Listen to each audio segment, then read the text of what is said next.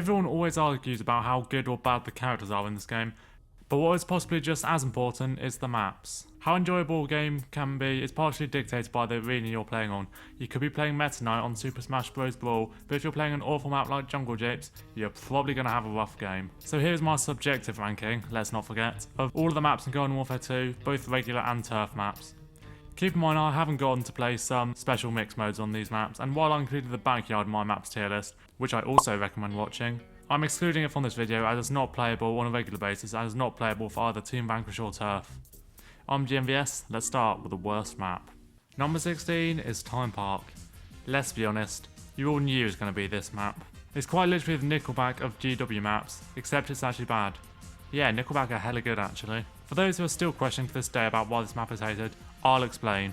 The metagame is quite literally a big rush to the central area and whoever has control of it wins. And yes, this isn't the first map to have a central camping spot due to GW1's poor Scalawag and Garden Centre. Although this one's even worse due to the portals. You can't easily see what's on the other side, so enemies can easily ambush you when you come in. Add to that the four corners and the infamous ticker booth spot pea shooters, soldiers and superheroes stock in 2017 compete for to play like happy campers, and you've got a very painful 5 to 10 minutes. The only game modes where this map is tolerable are Gnome Bomb and Ops. In fact, it's one of my favourite maps for the latter, but other than that, if you memorise the Team Vanquish rotation, which I have, then live in fear whenever you finish a game of Z-Tech Factory. Number 15 is Moonbase Z. I often say that the turf maps are much better on the first game, and when people ask why, I just point them to this map. The thing I hate most is the final objective. I find it insanely boring. It goes on for way too long, plants win 90% of the time, and it takes way too long to get back in action after you get killed. I actively try to play as zombies on this map, so I can help defend points to avoid getting the final objective. Yeah, I despise it that much. The rest of the game isn't a lot of fun either. The low gravity is complete HIV, the first base is ludicrously easy to spawn trap, and there's only so much you can do when you've got 7 marine biologists and 3 super commandos making sure you don't stray 10 feet away from the plant base, and it's probably the one time I'll condone being a baller. Garden Warfare 2 terminology, a baller is a Citron player who will stay in his ball for extended periods and is a nuisance in Herbal Assault. The fourth point is also very hard for plants to capture in my experience. The second and third points are reasonable, but outside of that, it's a beautifully designed map ruined by awful gameplay. 14 is Great White North.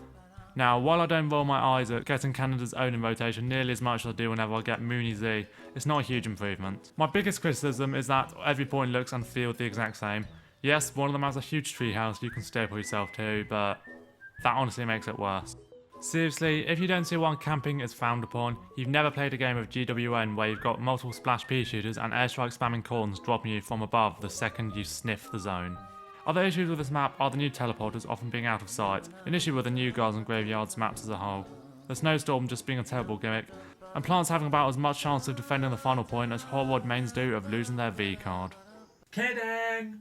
A few positives about this map are that it's a good way to level up engineers, their playstyle really suits a lot of points, plus teleporters. The end objective is fun to play, well, as zombies. And the ice traps in the beginning are actually a really funny way to die. Nevertheless, this ranks the worst Gardens and Graveyards map by a mile. Unlucky 13, overused joke, is Frontline Flats. Now this may be a bit of a hot take, because a lot of people really like this map, and some think it's the best Team Vanquish map in the game. But I think a lot of people are biased because it's the most GW1-like. To me, it's pretty much a worse version of Suburban Flats, which isn't even one of my favourite maps on the OG game. My main complaint with the map is the partition between the two sides of Suburbia and Zomburbia. It's a cool design, but it's really annoying trying to go through them and then getting battered by 3 enemies hanging out in there. The cannons also get quite annoying, as well as that one treehouse where cacti always camp from. Despite this, I definitely think this map is a huge step above the previous 3, and it's a lot of fun in objective modes, but overall I do think it is one of the weaker Team Vanquish maps. 12 is Aqua Center. Again, another one that is well liked by the GW2 community, or what's left of it. It's an improvement over its predecessor Garden Centre. While the design is a bit of a step down in my opinion, people actually go in other areas here instead of just sticking to the top part. There are still a few problems such as easy spawn camping, and the presence of the main centre does encourage bombing quite a bit. GW2 terminology, bombing is when teammates superglue themselves to each other, but it allows for a diverse range of playstyles, with both close and far range being viable. I do however dislike Gnome Bomb on this map. It's actually the only map I don't like playing Gnome Bomb on, as the points are far too close to each other and quite often, once one point is blown up, the team will win with a clean sweep. All in all though, decent map. Outside of the top 10 is Lunar Landing. This map also seems to be frequently criticised mainly due to the low gravity, and I agree to an extent, but it doesn't bother me as much as Moonbase Z, mainly because it's harder to spawn camp as the middle part acts as an interception, and of course the low gravity doesn't apply indoors. Also, it's a great map for those. Probably the only one I can actually make her work on. My biggest praise for this map is that it is, in my opinion, the best designed out of all of them, aesthetically, from the cosmic colours to the goal field. And also, even though it's not the best in the Vanquish game modes, it's a lot of fun in Suburban Nation and especially Gnome Bomb. Cracking the top 10 is Boney Island. In spite of this being probably the bummiest map of the game, Boney Island is actually quite enjoyable for the most part. The cave area is cool, the jungle bar has a great design, and although close combat is generally ideal for this map, those who choose to fight at range do have options. The lava death zone is a bit of a nuisance, but I do find it to be quite an amusing way to die.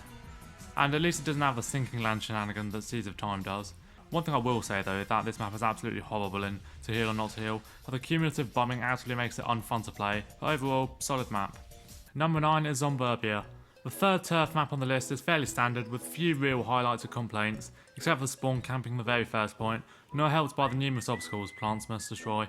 From there on, it's a very GW1-like map with many rooftops to camp on and a long distance vantage point for the penultimate base. Where this map really shines is the design of the points themselves. I really like the all-star one in particular, as well as the fake heal stations in the scientist one, and the possible reference to the player's house from the main tower defense games. The thing I will give them out the most credit for though is the last part. Although it's not the most fun one for me, I'd argue it's the only one that's actually balanced.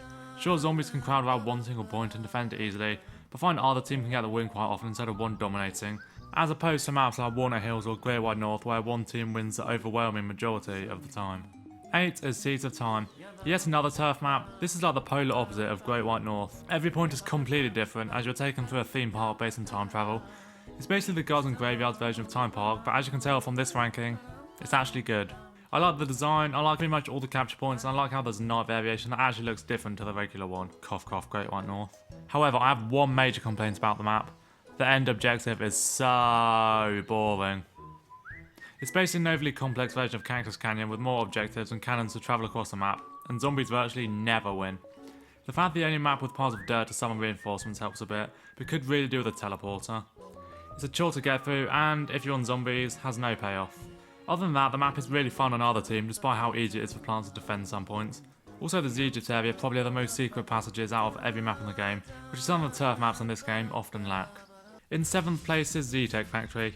This map may have portals similar to Time Park, but they're a lot more interesting, a good way to get around, and most importantly, are not the map's main gimmick. It also has the Zombot walking around, stepping on players, blocking shots and getting in the way, but this doesn't bother me. It's a solidly fun map overall with a great colour scheme and a callback to PvZ2's far future, and it's my favourite map for ops. The same cannot be said for Suburban Nation. This map is pretty awful in this particular game mode, especially because the B and C points are extremely close to each other, so if you have one then you pretty much have the other while the other team swarms around the A point. While it does force people to go into that one lower part that's usually avoided like the plague, it's very one-sided and not fun to play. Any other mode though, really solid map. 6th place is Zombopolis. From one Zombo map to the other, this would be a lot of people's pick for the best turf map, and I can totally see why. The capture points are fun, with a disco ball being one of the cruelest ways to cause one's death, the return of Dual Junction's Railway, and almost inarguably the best final objective out of all of GW2's turf maps.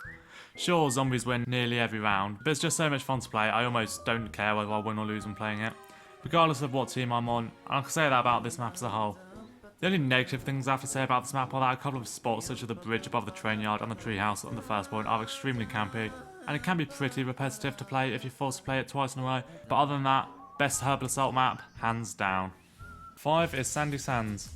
My high ranking of Darude Sandy Sandstorm might prompt a couple of questions. Why is this so much higher than Aquacenter when this also has an elevated platform that people camp on? Why is this so much higher than Great White North when it's also got sandstorms?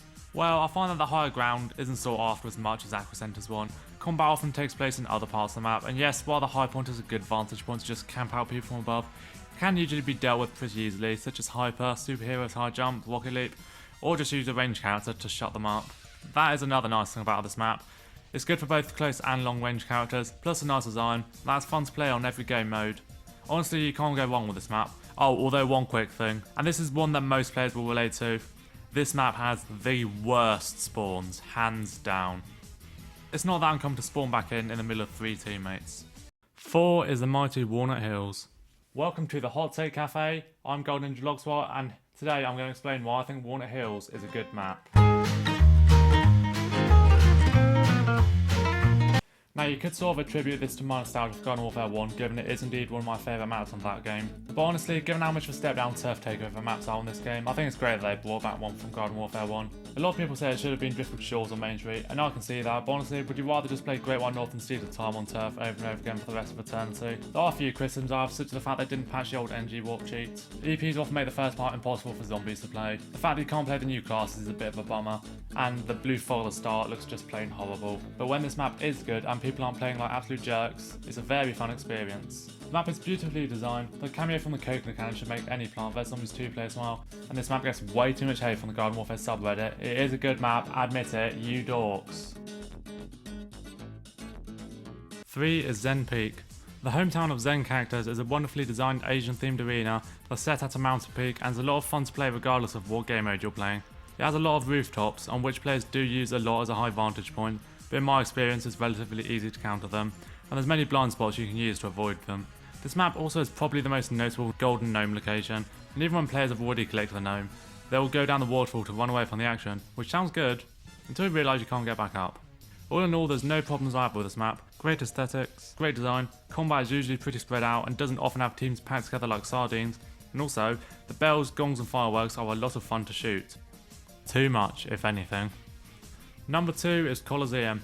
Generally one of the most popular maps in the GW2 community, this map is everything Crash Course from GW1 wanted to be. It's not a favourable map that doesn't put lesser ranged characters at a complete and utter disadvantage. The basis of this map is a large Roman Colosseum, which is a wide open area perfect for cacti and pirates, especially as it lacks high up spots that require a high jump to get to, which also gives enemies a fair counter as they can get to them some way, or get away. Also, a delightfully high amount of action takes place outside the arena too. I'm not implying that this map is a great one to go running around with as a scientist or chomper, although Twilight Chomper's Warp can be very good for getting around the arena. It's also a fantastic map for Gnome Bomb and is my favourite for this and Team Vanquish. The main reason why I didn't put it as number 1 is because suburbanation games on this map are horrible. The B point being placed right in the arena makes the experience extremely agitating since it basically becomes Time Park with entire teams competing for this spot. At least in Lunar Landing, which also has a similar point formula, the middle point is more closed in and not bang in the middle. It's also one of my least favourite maps for ops. The stairs make fighting waves of Brown Coast more difficult than it should, and it can be hard to get around to complete objectives. In every other game mode though, it's pretty much peak GW2. Top on the list is Frosty Creek. Some of you may think this is an odd pick, but to me it's the most consistent map in GW2. Every game mode on it is fun, most playstyles are manageable, and the long distance points favour snipers, while the lower decks and the large blocks of ice are good for close range fighters. The amount of twists, turns and corners this map have make it especially fun to play as characters with status effects like 5P Shooter, Alien Flower and Sanitation Expert, as your foes can't hide for long. The only real things I can think of that I dislike about the map are that it's not the nicest to look at, it's kind of monotonous and it's gained some criticism for Gnome Bomb games that they sometimes run over for a hell of a long time, but honestly it's rare that you get this specific map, given the easiest way to play Gnome Bomb is in mixed mode, and let's be fair, good gameplay is always more important than a beautiful design. And all in all, Frosty Creek takes the frosting on the cake. Okay, that was terrible.